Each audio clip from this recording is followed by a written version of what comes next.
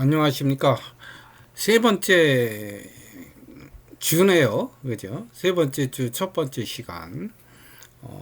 바로, 지난번 시간과는 다르게, 이번에는 이제 문화를 이해하는 관점, 태도, 이런 거에 대해서 이제 설명을 하고요. 첫 시간은 문화 절대주의를 위주로 해서 여러분한테 설명을 드리고, 문화 상대주의는 이제 다음 시간 두 번째 시간에 이제 설명을 해서 이번 주는 문화 절대주의와 상대주의에 대해서 설명을 드리는 것으로 하겠습니다.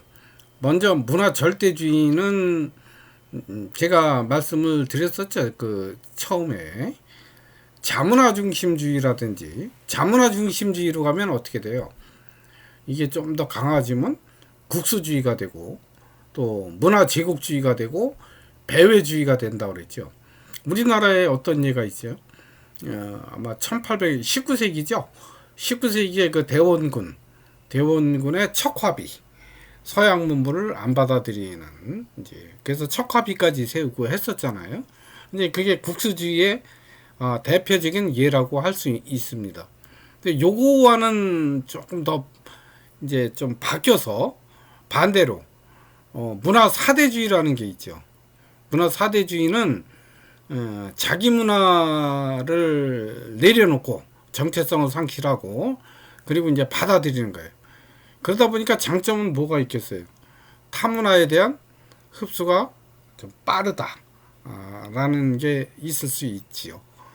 대신 단점은 내가 가지고 있는 문화를 내려놓으니까 잃어버린다는 그런 단점이 있을 수가 있습니다. 자, 우리가 문화 절대주의는 어떤 관점이냐면 그거죠. 나의 문화가 우수하기 때문에 너의 문화는 열등하다. 그래서 이렇게 우열을 가리는 그런 것이고 이제 우열이 있다는 건 뭐겠어요? 평가가 된다는 거 아니에요, 그죠? 우리 게 우수하니까 너희는 열등해 이런 거. 이게 문화 절대주의적 관점입니다.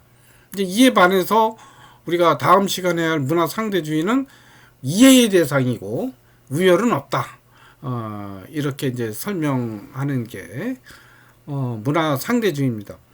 우리가 이제 문화 상대주의를 설명하는데 좀 대표적인 그 책이 하나 있는데요.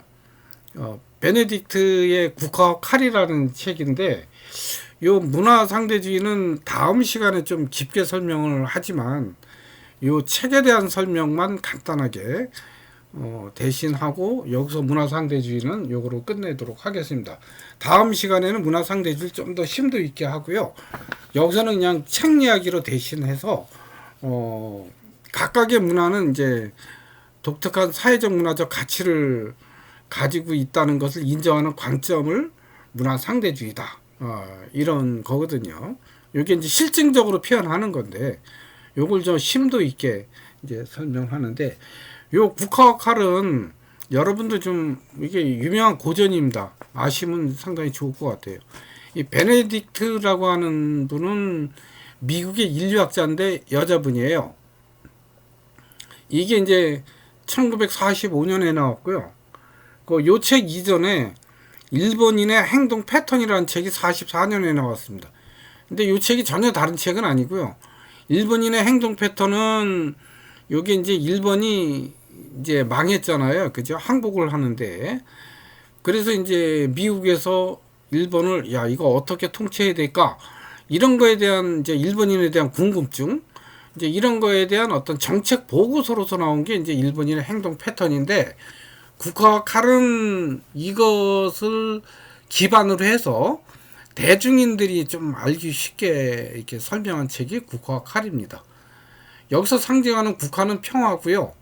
여기서 이제 칼은 전쟁을 이야기하고 있는데 이거는 이제 일본인의 그 평균적 일본인의 그 사고 방식 이런 거에 대한 문화 인류학적인 연구를 좀 이렇게 풀어놓은 책이라고 보시면 될 것 같습니다.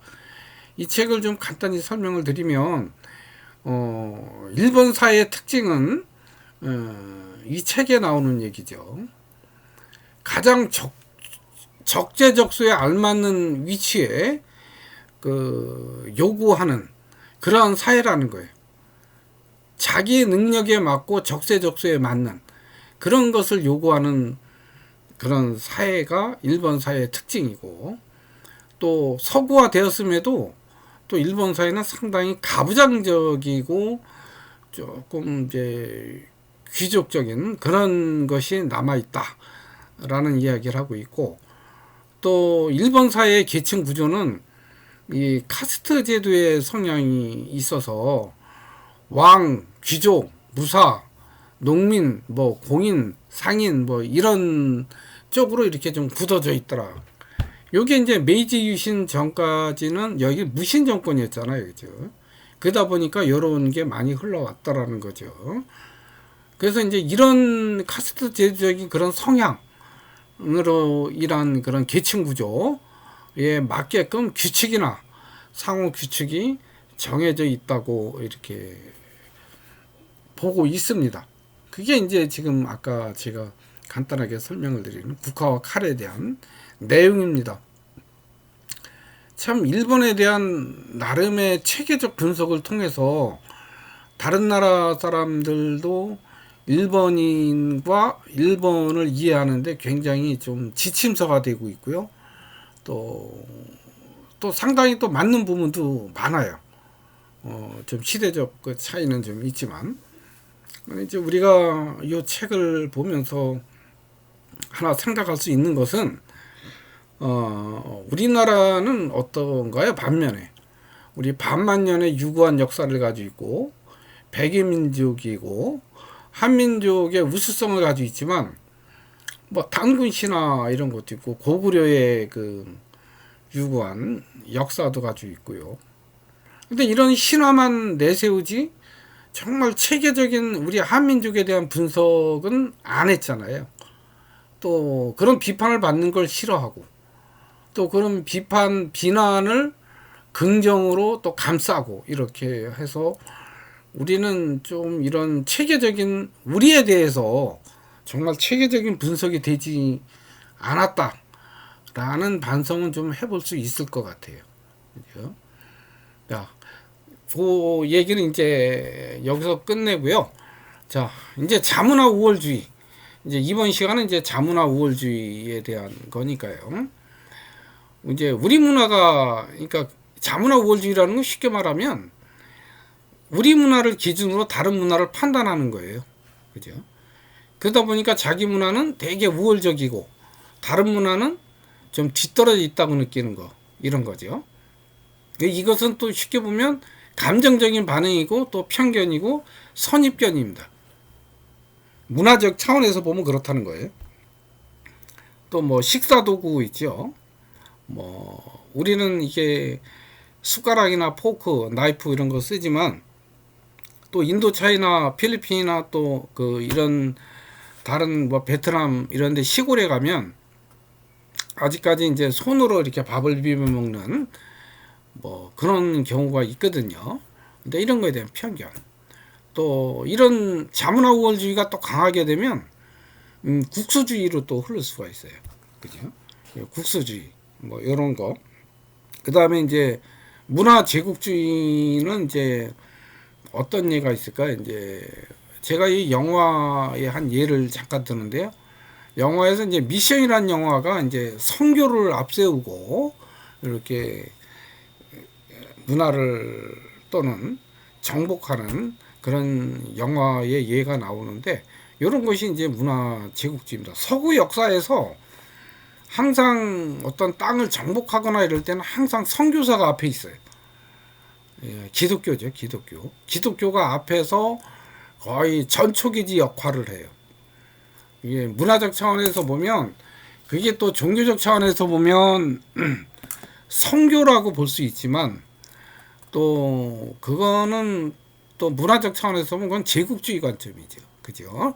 그런 이렇게 생각들이 좀 필요하다라는 거라고. 자, 이게 제가 이제 잠깐 아까 설명드릴 때 미시라는 영화의 한 장면이거예요. 제가 이걸 그냥 틀으면 좋겠는데 뭐 시간상 이렇게 틀어드릴 수는 없잖아요. 그죠?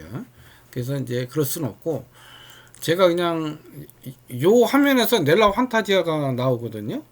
근데 여기서 넬라 판타지아 한번 여러분 들어보세요. 제가 요거를 음악을 이렇게 틀어드리려고 했는데 여기서 별로 이렇게 도움이 안 될 것 같아서 1분 이내고 이래서요. 그래서 제가 생략을 합니다. 요 영화 이야기를 제가 조금 해드리고 그리고 또 바로 이렇게 이게 문화 제국주의의 한 단면이거든요. 시간이 되시면 요거를 한번 보세요. 이게 1986년인가 나왔으니까 오래됐어요, 영화는. 자, 이 영화 얘기를 간단하게 하면 요 지금 앉아 있는 사람이 이게 가브리엘 신부예요, 이 사람이. 또 나중에 멘도자는 노예상이었거든요. 그 다음에 지금 여기 있는 원주민들 요렇게 나옵니다. 그 다음에 뭐 추기경은 뭐 이렇게 또 이렇게 잠깐 나오는데요. 또 요런 상태이고요. 자, 요 상태에서 이 영화에 대한 역사적 배경을 조금 아실 필요가 있을 것 같습니다. 이 영화의 역사적 배경은 1750년대에 그 오늘날 브라질하고 파라과이의 그 영역이거든요. 그 안에 있는 그 아마존에는 이때 당시에는 수많은 부족들이 흩어져 살았던 거예요. 그랬는데 이제 이 중에서 이 영화에 나오는 이 부족은 18세기에 이제 과라니족이라고 요 과라니족을 상대로 해서 영화로 만든 그런 영화입니다. 근데 이제 이게 어떻게 된 거냐면 이게 포르투갈이 원래 에스파냐하고 포르투갈의 브라질과 파라과이가 이때 식민지였거든요. 그 에스파냐는 오늘날 스페인이고요. 이 남미는 원래 포르투갈하고 스페인의 식민지였어요. 그러다가 이제 포르투갈이 요 아마존 지역을 점령을 하면서 계속 이 과라니족을 점령을 합니다.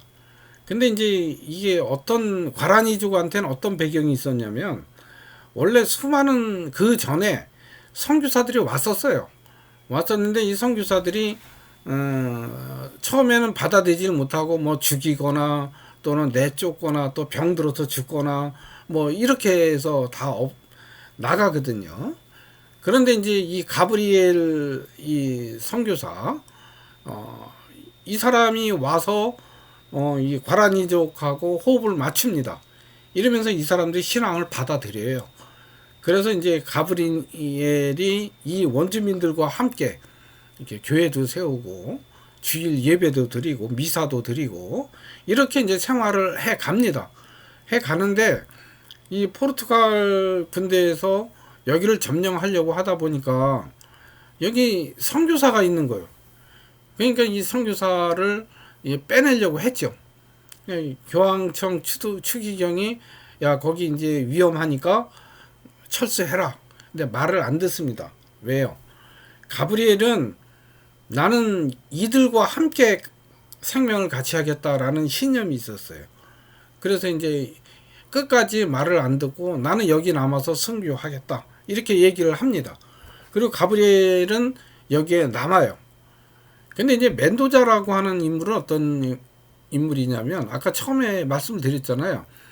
이 과라니족을 막 그물로 잡아다가 노예로 팔아서 생활을 하던 노예상이었어요. 그런데 이제 자기 그 동생인가요? 동생하고 그 이제 다툼을 하다 동생을 죽이게 됩니다. 그리고 나서 쫓겨서 이 밀림으로 들어왔는데 처음에는 과라니족들이 멘도자를 엄청 싫어하죠. 왜냐하면 노예상이 우리 와서 또 잡아가는 거 아니야? 막 이렇게. 근데 이 사람이 진정으로 가브리엘 신부한테 회개하고 나는 이들과 함께 살겠다. 이렇게 이제 맹세를 하고 같이 살아갑니다. 근데 문제는 아까 얘기했는데 포르투갈 군대가 쳐들어와요. 쳐들어오는데 가브리엘 신부는 이제 이 사람들은 각자 신념에 따라서 이들과 같이 함께 합니다. 가브리엘은 끝까지 십자고상을 들고 평화를 구축하고, 이 멘도자는 이들 원주민들한테 화를 만들으라고 하고, 무력에는 무력으로 대응해야 된다. 그리고 훈련을 시켜요. 이런 게 이제 멘도자고, 각자의 방식대로 포르투갈 군대가 쳐들어오는데 같이 대응을 합니다. 물론 멘도자는 전쟁을 하고요. 또 가브리엘은 이렇게 끝까지 미사 드리고요. 그리고 각자의 방식으로 평화를 부르짖다가 다 죽습니다. 그런데 각자의 신념으로 죽는데 이러면서 영화는 끝이 나거든요. 포르투갈 군대가 당연히 이기죠. 왜요? 총을 들고 쳐들어오는데요. 그죠?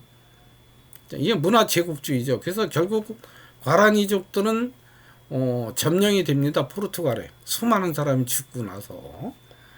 우리가 여기서 이 영화에서 하나의 질문이 하나 떠오르죠. 종교에 대한 인간의 그 어떤 묵직한 질문이 하나 떠오르지 않습니까? 이런 폭력에 대해서 과연 종교는 무엇일까? 그 다음에 이런 바라니족 인디오들과 함께한 그 가브리엘 신부의 사랑이라는 것은 무엇일까? 또 멘도자의 방식대로 또 무력에는 무력으로 이런 삶의 방식은 또 어떤 것일까? 라는 생각을 각자 여러분이 한번 해볼 수 있을 것 같아요. 이 미션이라는 영화를 통해서. 그리고 이제 요거는 제가 인터넷에서 이렇게 다 뽑아 온 건데요. 인터넷에서. 근데 요 그림은 저 수사도 성프란치스코 소속의 아마 그 신부였던 것 같아요. 그래서 요거는 이 영화 관련된 꼭 된 건 아니고요. 이때 당시 아마존의 여러 부족을 아마 신부님들이 선교를 하러 많이 다녔던 그 장면의 하나를 이렇게 그림으로 나타낸 거라고 이렇게 볼 수 있습니다.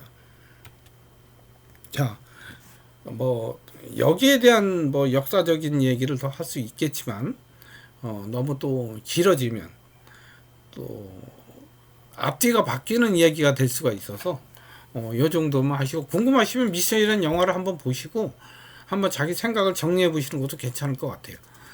자, 자문화 우월주의는 요 그림에서 어때요? 왼쪽에서 보면 서구인들이 볼 때는 저 원주민들이 저 나무를 막 조각을 그려놓고 거기다 절하고 있는, 참 미신이죠 저거. 그죠? 그렇게 볼 수 있죠. 그 문화적 관점에서 보면. 그러면 오늘날 우리 옛날에 할머니들이 그 성황당에다가 잔뜩 뭘 달아놓고 이렇게 절하고 기복을 하면, 지금 관점에서 보면 아유 저 할머니들 참 미신이네, 좀 무당 미신이네, 이렇게 얘기할 수 있겠죠. 그죠? 그 다음에 저 반대로 저게 십자구상에다가 저 무릎 꿇고 기도하는 모습을 원주민들이 보거나 또 옛날에 할머니들이 볼 때는 어땠을까요? 또 반대 현상이 생겼을 거 아니에요. 그죠? 이렇게 자문화 우월 자기 문화에서 보면 다른 문화가 조금 열등해 보일 수 있다는 거죠. 이런 그림을 지금 나타내 주고 있고, 우리가 아까 얘기했지만 자문화 중심주의는 자기 문화 우수성을 너무 강조하다 보니까 타 문화를 평가자로 하는 거예요. 이제 이 예는 우리가 그 중국의 중화 사상을 볼 수 있고, 그 다음에 이제 구구단체 일본에, 그 다음에 쿠클러스 클랜이라고 백인 우월주의가 있거든요. 그런 예를 한번 볼 수가 있어요. 그 다음에 네오나치즘, 그 다음에 이제 여배우 중에 요즘은 이제 할머니신데 60년대 유명한 여배우 중에 이제 브리지트 바르도라고 하는 분이 있었거든요. 요 분 예를 한번 들면서 자문화 중심주의가 뭔지를, 그 다음에 이제 문화 사대주의는 아까 얘기했죠. 타문화의 우수성을 내세우면서 자기 문화는 이제 평가절하하는 그런 예인데요. 우리나라에 이런 예가 있었죠. 또 실제 뭐 역사적으로는 더 많이 있죠. 문화 사대주의는 옛날에 뭐 청나라 사대주의 그러다가 우리나라도 이렇게 많이 싸우고 이제 이런 예도 있었는데 최근 예로는 뭐 92년 2월 17일 날 그 뉴키즈 온 더 블럭이라는 그런 클럽이 있어요. 그 이게 노래하는 그 미국이 유명한 이제 클럽인데 이제 서울 내한 공연을 하니까 수많은 그냥 여고생들과 그냥 젊은 사람들이 몰려서 압살을 당하고 상해를 당한 그런 사건이 있었어요. 이제 이런 사건을 뭐 오늘날 관점에서는 뭐 그럴 수도 있지 이렇게 볼 수도 있죠, 그죠? 근데 문화적 관점에서 보면 좀 타문화에 대한 너무 사대주의적 그런 사건의 한 예라고 볼 수 있습니다. 자, 이제 자문화 중심주의의 예를 한번 좀 살펴볼 텐데요. 자, 우리가 중화 사상에 대해서는 뭐 잘 아셔서 제가 그냥 넘어가고요. 일본 구구단체는 일본은 잘 아는 나라 같으면서 잘 몰라요, 그죠? 일본은 이 구구단체는 97년 5월에 지금 아베 수상도 여기에 속해져 있고요. 생긴 단체라고 그래.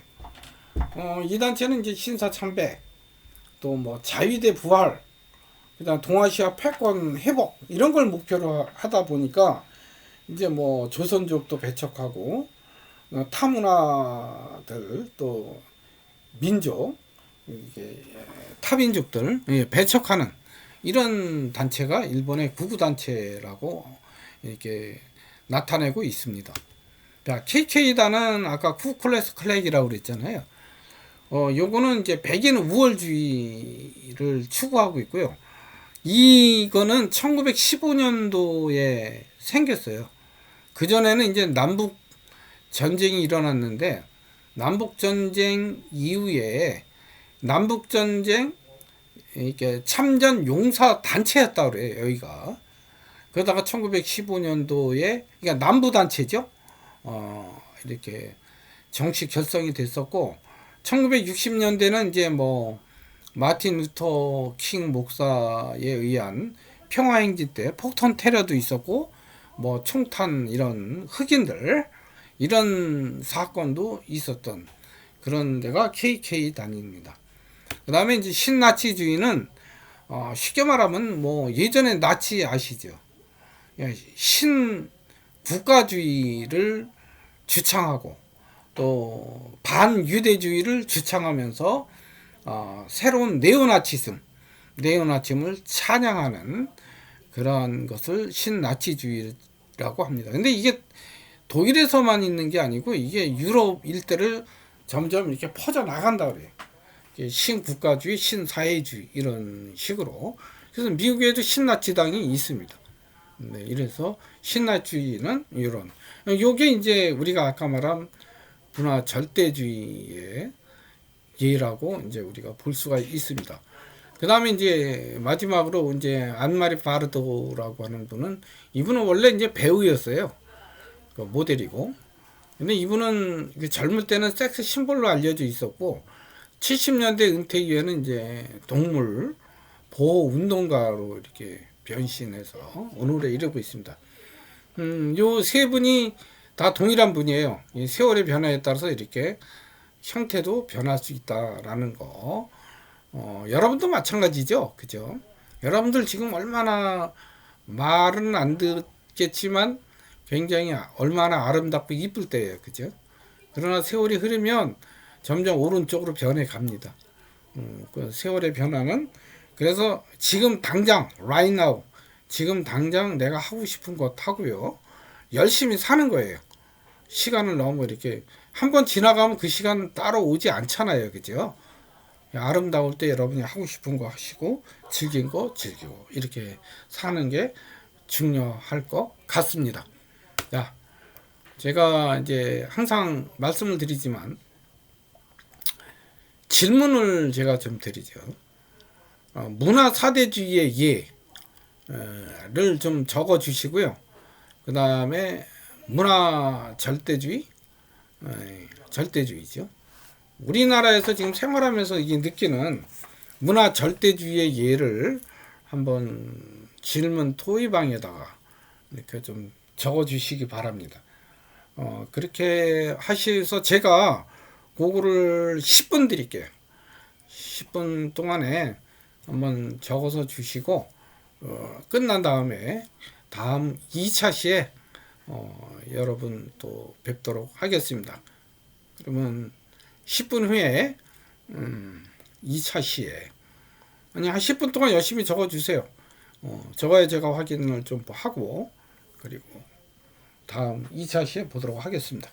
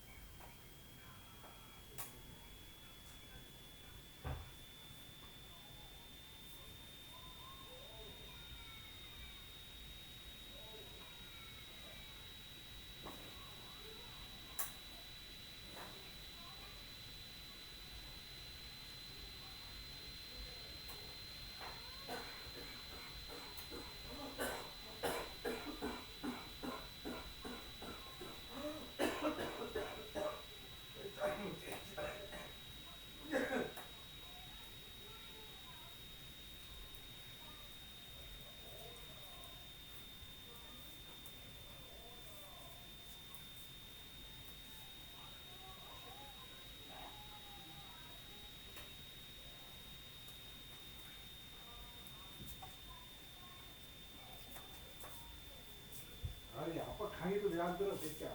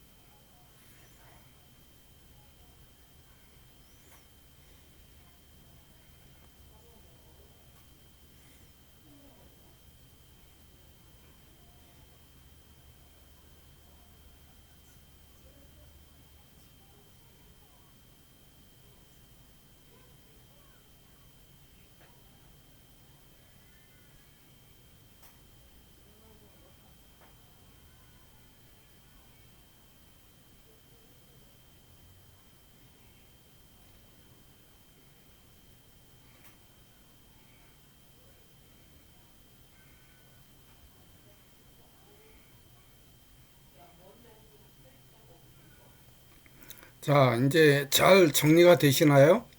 이제 마무리 하시고요. 마무리하시고 다음 시간에 또 문화 상대주의에 대해서 설명을 드리도록 하겠습니다.